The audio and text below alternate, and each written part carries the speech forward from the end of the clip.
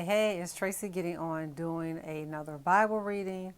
The last video I did a Bible reading, it was Ecclesiastes 1 and 2. So I decided that I would continue along that route and just finish off Ecclesiastes. So today I'm doing 3 and 4. Hope everyone's having a good day. I had a pretty good day today. Kind of tired, but I figured I'd still get on and do a video. Have to stay consistent, and I need to be reading this Bible. So I'm not going to talk much, just get it cracking. Again, Ecclesiastes 3 and 4, and I'm reading out of the NLT version of the Bible. Look at my cat. Want to be all in the Bible. You want to read too, baby? Okay. A time for everything. I think a lot of people heard this particular chapter because they use it a lot at funerals and weddings, but more funerals. Okay. A time for everything. For everything there is a season, a time for every activity under heaven, a time to be born and a time to die, a time to plant and a time to harvest, a time to kill and a time to heal, a time to tear down and a time to build up, a time to cry and a time to laugh, a time to grieve and a time to dance, a time to scatter stones and a time to gather stones, a time to embrace and a time to turn away, a time to search and a time to quit searching, a time to keep and a time to throw away, a time to tear and a time to mend, a time to be quiet and a time to speak, a time to love and a time to hate, a time for war and a time for peace. What do people really get for all their hard work? Is that the next? Okay. What do people really get for all their hard work? I have seen the burden God has placed on us all, yet God has made everything beautiful for its own time. He has planted eternity in the human heart, but even so, people cannot see the whole scope of God's work from beginning to end. So I concluded there is nothing better than to be happy and enjoy ourselves as long as we can. And people should eat and drink and enjoy the fruits of their labor, for these are gifts from God. And I know that whatever God does is final. Nothing can be added or taken from it. God's purpose is that people should fear Him. What is happening now has happened before, and what will happen in the future has happened before, because God makes the same things happen over and over again. Hence the saying, there's nothing new under the sun.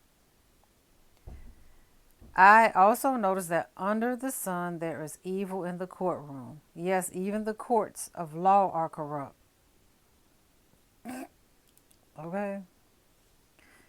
I said to myself, in due season God will judge everyone, both good and bad, for all their deeds.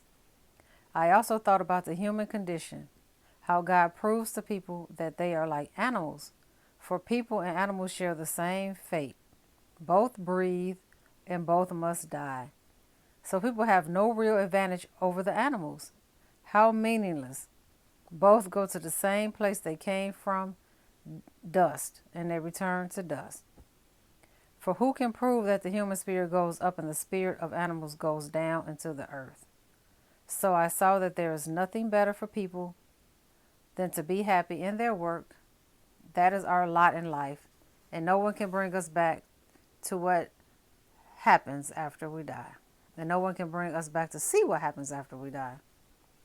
So when he says be happy in your work, I'm assuming, or I take that as meaning, whatever you do for work, enjoy it till its fullest, not just do something just mundane for 30, 40 years. Just enjoy what you're doing.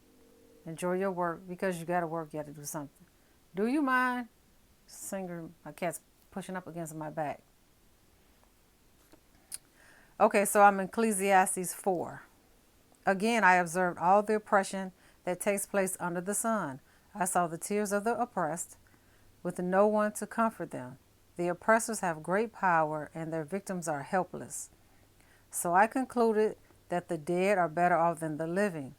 But most fortunate of all, are those who are not yet born, for they have not seen all the evil that is done under the sun.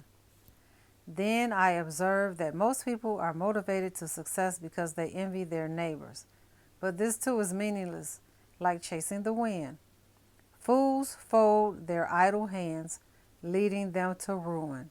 And yet, better to have one handful of quietness, better to have one handful with quietness than two handfuls with hard work and chasing the wind. I don't know what that means, y'all. I'm going to have to look that up. I'm about to study that. This is Ecclesiastes 4, verse 5. Fools fold their idle hands, leading them to ruin. And yet, better to have one handful with quietness than two handfuls with hard work and chasing the wind. If you guys understand that, leave a comment down below. And let me know what the interpretation of this is for you guys. Okay, I observed yet another example of something meaningless under the sun. There is the case of a man who was alone, without a child or brother, yet who works hard to gain as much wealth as he can. But then he asks himself, who am I working for? Why am I giving up so much pleasure now? It is also meaningless and depressing. You know, Ecclesiastes is kind of depressing. All of it. Two people are better off than one, for they can help each other succeed. That's true. If one person falls, the other can reach out and help. But someone who falls alone is in real trouble. Likewise, two people lying close together can keep each other warm. True. But how can one be warm alone? A person standing alone can be attacked and defeated, but two can stand back to back and conquer. Three are even better, for a triple braided cord is not easily broken.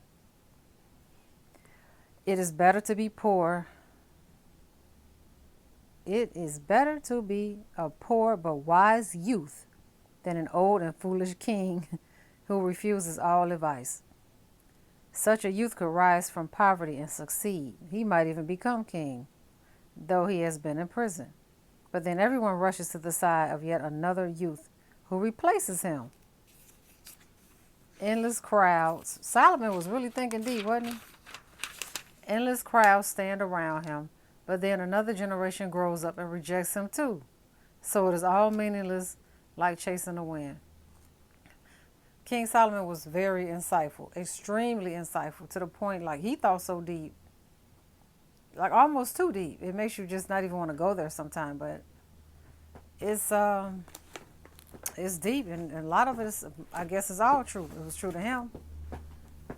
One cat scratching on the thing, the other one, these cats messing up my video. Okay, guys, anyway, that was Ecclesiastes 3 and 4. And I'll do the 5 and 6 on the next Bible reading. I hope you guys are getting something out of this. If you are, or if you're not, please let me know. Please subscribe to my channel and hit the bell so you get all notifications. I would definitely appreciate it. Ecclesiastes goes to chapter 12. So I'll do 5, 6, then 7, 8, 9, 10, 11, 12. That's perfect. Okay, guys, have a good day, and God bless you, and talk to you next time.